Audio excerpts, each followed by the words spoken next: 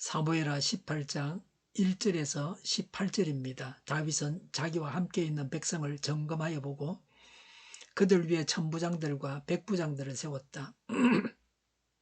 다윗은 또 모든 백성을 셋대로 나눈 뒤에 3분의 1은 요압에게 맡기고 또 3분의 1은 스루야의 아들이며 요압의 동생인 아비새에게 맡기고 나머지 3분의 1은 가드 사람 이때에게 맡겼다. 그런 다음에 왕이 온 백성에게 자기도 그들과 함께 싸움터로 나가겠다고 선언하니 온 백성이 외쳤다. 임금님께서 나가시면 안 됩니다. 우리가 도망을 친다 하여도 그들이 우리에게는 마음을 두지 않을 것입니다. 우리가 절반이나 죽는다 해도 그들은 우리에게 마음을 두지 않을 것입니다. 임금님은 우리들 10,000명과 다름이 없습니다. 그러니 임금님은 이제 성 안에 계시면서 우리를 도우시는 것이 더 좋겠습니다. 그러자 왕은 그들의 의견을 따르겠다고 말하고 성문 곁에 서 있으니 온 백성이 100명씩 1000명씩 부대별로 나아갔다. 그때 왕이 요압과 아비새와 이때에게 부탁하였다. 나를 생각해서라도 저 어린 압살롬을 너그럽게 대하여 주시오. 왕이 압살롬을 너그럽게 대하여 달라고 모든 지휘관에게 부탁하는 말을 온 백성이 다 들었다. 다윗의 군대가 이스라엘 사람과 싸우려고 들녘으로 나아가서 에브라임 숲속에서 싸움을 하였다. 거기에서 이스라엘 백성이 다윗의 부하들에게 패하였는데 그들은 그날 거기에서 크게 패하여서 20,000명이나 죽었다. 싸움이 온 땅 사방으로 번져 나가자 그날 숲속에서 목숨을 잃은 군인이 칼에 찔려서 죽은 군인보다 더 많았다. 압살롬이 어쩌다가 다윗의 부하들과 마주쳤다. 압살롬은 노새를 타고 있었는데 그 노새가 큰 상수리 나무의 울창한 가지 밑으로 달려갈 때에 그의 머리채가 상수리 나무에 휘감기는 바람에 그는 공중에 매달리고 그가 타고 가던 노새는 빠져나갔다. 어떤 사람이 이것을 보고 요압에게 알려주었다. 압살롬이 상수리 나무에 매달려 있습니다. 요압이 자기에게 소식을 전하여준 그 사람에게 물었다. 내가 그를 보았는데도 왜 그를 당장에 쳐서 땅에 쓰러뜨리지 않았느냐? 그랬더라면 내가 너에게 은 10개와 띠 하나를 주었을 것이다. 그 사람이 요압에게 대답하였다. 비록 은 1000개를 달아서 저의 손에 쥐어 주신다고 해도 저는 감히 손을 들어 임금님의 아들을 치지 않을 것입니다. 임금님께서 우리가 듣도록 장군님과 아비새와 이때에게 누구든지 어린 압살롬을 보호하여 달라고 부탁하셨기 때문입니다. 제가 임금님을 속이고 그의 생명을 해치면 임금님 앞에서는 아무 일도 숨길 수가 없기 때문에 장군님까지도 저에게서 등을 돌릴 것입니다. 그러자 요압은 나하고 이렇게 꿈을 그릴 시간이 없다 하고 말한 뒤에 두창 세 자루를 손에 들고 가서 아직도 상수리 나무의 한가운데 산채로 매달려 있는 압살롬의 심장을 꿰뚫었다. 요압의 무기를 들고 다니는 젊은이 10명도 모두 둘러싸고서 압살롬을 쳐서 죽였다. 그런 다음에 요압이 나팔을 보니 백성이 이스라엘 사람을 뒤쫓다가 돌아왔다. 요압이 백성에게 싸움을 그치게 하였기 때문이다. 그들은 압살롬을 데려다가 숲속의 깊은 구덩이에 집어던지고 그 위에다가 아주 큰 돌 무더기를 쌓았다. 온 이스라엘 사람들은 도망하여서 저마다 자기 장막으로 돌아갔다. 평소에 압살롬은 자기의 이름을 후대에 남길 아들이 없다고 생각하여 살아 있을 때에 이미 자기 비석을 준비하여 세웠는데 그것이 지금 왕의 골짜기에 있다. 압살롬이 그 돌기둥을 자기의 이름을 따서 불렀기 때문에 사람들은 그것을 오늘날까지도 압살롬의 비석이라고 한다. 아멘. 다윗의 군대 조직에 대해서 말합니다. 1절에 다윗은 자기와 함께 있는 백성을 점검하여 보고 그들 위에 천부장과 백부장들을 세웠다고 했습니다. 유대 역사가 요세푸스는 약 4,000명이 모였다고 합니다. 2절에 다윗은 또 모든 백성을 셋대로 나눈 뒤에 3분의 1은 요압에게 맡기고 또 3분의 1은 스루야의 아들이며 요압의 동생인 아비새에게 맡기고 나머지 3분의 1은 가드 사람 이때에게 맡겼다고 했습니다. 군대를 세 부대로 나눈 것은 아군의 피해를 줄이고 다방면에서 효과적으로 공격하기 위해서였습니다. 2절에 다윗은 자신도 출전하겠다고 했지만 3절에 온 백성이 말로 하여 4절에 왕은 백성들의 의견을 따라 출전하지 않았습니다. 왕도 백성들의 의견을 수렴했습니다. 다윗은 후방에서 새로운 군사를 지원하고 식량을 보급하는 일을 했습니다. 장기를 둘 때 왕을 죽여야 이깁니다. 옛날 전쟁에서 왕이 죽으면 그 전쟁은 진 것입니다. 왕이 없으면 다시 일어설 수 없습니다. 적이 노리는 것은 다윗의 목숨이지 백성의 목숨이 아닙니다. 압살롬의 신하들은 압살롬의 교만을 부추겨서 압살롬이 전쟁터에 나가게 했습니다. 이런 전략에 있어서 압살롬의 부대는 져 있었습니다. 겸손한 다윗은 살고 교만한 압살롬은 죽게 됩니다. 5절에 왕이 요압과 아비새와 이때에게 부탁하였다. 나를 생각해서라도 저 어린 압살롬을 너그럽게 대하여 주시오. 왕이 압살롬을 너그럽게 대하여 달라고 모든 지휘관에게 부탁하는 말을 온 백성이 다 들었다고 했습니다. 아버지의 사랑을 봅니다. 아버지의 사랑은 어머니의 사랑과는 다릅니다. 아버지의 사랑은 보통 때에는 눈에 잘 보이지 않습니다. 다윗은 압살롬을 어리다고 했습니다. 반란을 일으켜서 아버지를 죽이려고 했고 성인인데 어리다고 했습니다. 아버지가 보기에는 아들은 언제나 어려 보입니다. 이것은 하나님의 사랑을 보여주는 것입니다. 다윗 자신의 군대가 승리한다는 자신감과 아비로서의 사랑을 동시에 담고 있는 말입니다. 그러나 다윗 휘하의 병졸들에게는 자기 자식만 챙기는 염치 없는 사람으로 들리기도 합니다. 양면성이 다 있습니다. 생포하는 것보다는 죽여버리는 것이 간단하고 후환이 없습니다. 압살롬을 살려두어서 좋을 일은 없습니다.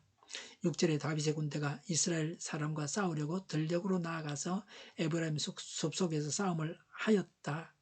7절에 압살롬 척이 다윗의 부하들에게 패하였는데 크게 패했습니다.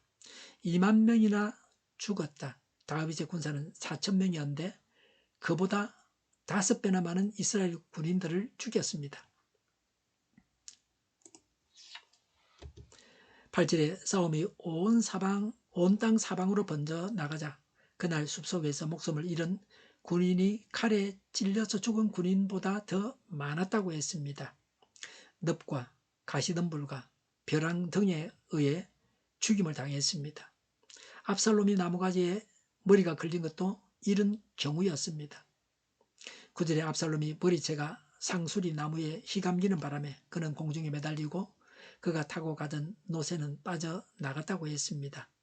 잘생긴 머리카락이 말썽이었습니다. 잘난 것이 문제입니다. 잘났다고 뻑이기 때문에 망하는 겁니다. 압살롬의 머리카락은 우리에게 교만하지 말 것을 교훈합니다. 자랑하던 그것으로 인해서 망하는 것입니다. 우리는 하나님만 자랑해야 합니다. 그래야 패망하지 않습니다. 10절에 어떤 사람이 이것을 보고서 요압에게 알려주었다. 압살롬이 상수리 나무에 매달려 있습니다. 11절에 요압은 압살롬을 당장 쳐 죽이지 않았다고 나무랬다. 12절에 그 사람은 다윗 왕이 압살롬을 부탁한다고 했기 때문에 압살롬을 죽일 수 없다고 했습니다. 압살롬을 죽이지 않는 것이 왕명이었습니다. 13절에 제가 임금님을 속이고 그의 생명을 해치면 임금님 앞에서는 아무 일도 숨길 수가 없기 때문에 장군님까지도 저에게서 등을 돌릴 것입니다. 라고 했습니다. 이 병사는 요압의 간사한 성품을 잘 알고 있었습니다.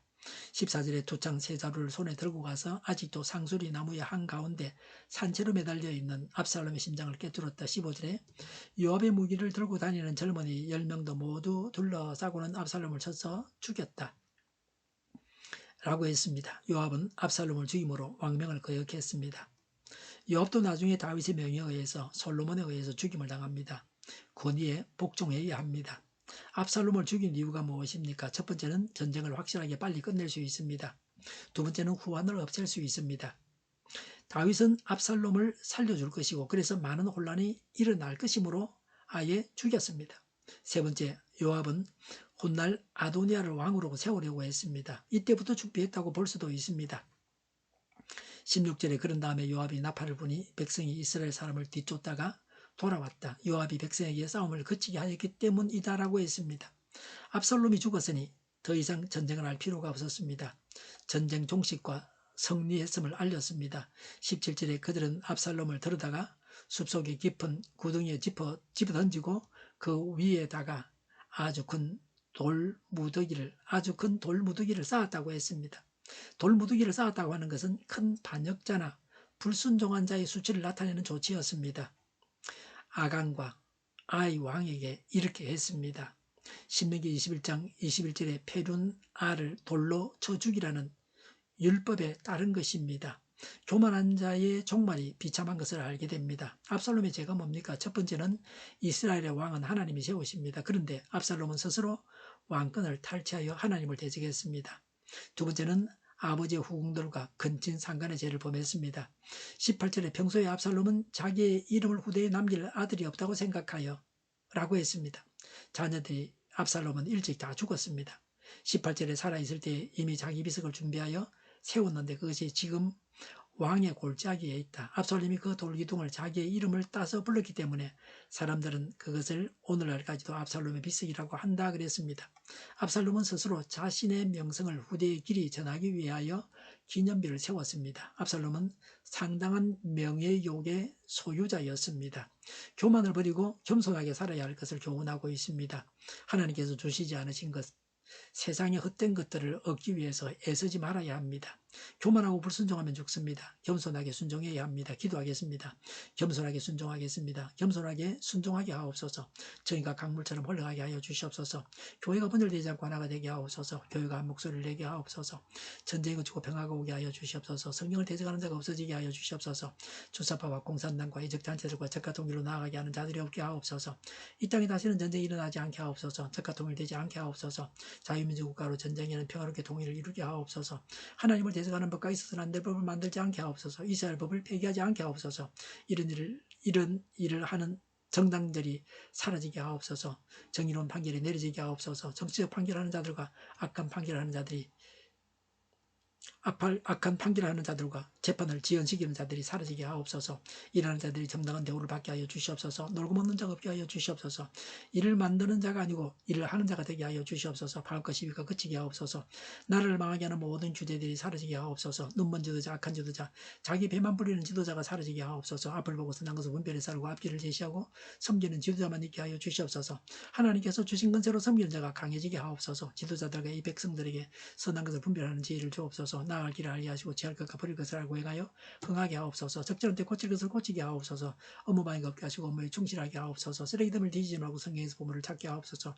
기도하는 기쁨, 응답받는 기쁨, 성도들이 모두 교제하는 기쁨, 말씀해 주는 기쁨, 예배드리는 기쁨을 누리게 하옵소서. 우리 동일교회가 만구는 집 하게 하여 주시옵소서. 저희의 간절한 간구에 응답하여 주시옵소서. 예수 이름으로 명하노니 모든 병만은 물러가고 몸의 모든 부분들 온전하게 될지어다. 신유의 기적을 베푸셔서 지금도 저희의 질병을 고쳐 주시옵소서. 병중에 있는 모든 자들을 고치시고 있는지 하여 주시옵소서. 저희와 교회와 나라의 민족을 불쌍히 여겨 주시옵소서. 갇힌 자를 풀어서 자유하게 하여 주시옵소서. 모든 악한 것들을 제거하여 주시옵소서.